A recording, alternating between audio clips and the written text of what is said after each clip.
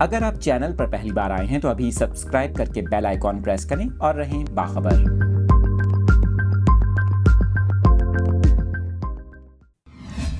تفصیلات آپ کو بتا رہے ہیں اس اہم خبر سے متعلق۔ ماہرین فلکیات کی جانب سے عید الفطر کی تاریخ کے حوالے سے یہ اہم پیش گوئی کی گئی ہے۔ روزے 29 ہوں گے یا 30، ماہرین فلکیات نے بتا دیا۔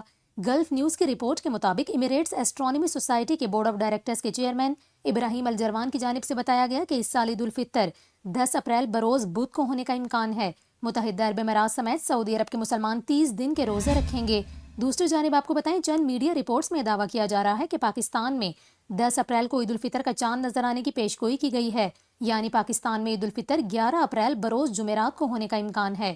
متحدہ عرب امارات اور پاکستان میں عید الفطر کی تاریخ کے حوالے سے پیش گوئی کی گئی ہے۔ ماہرین فلکیات کے مطابق متحدہ عرب امارات میں عید الفطر 10 اپریل بروز بدھ کو ہونے کا امکان ہے، جبکہ پاکستان میں عید الفطر 11 اپریل بروز جمعرات کو ہونے کا امکان ہے۔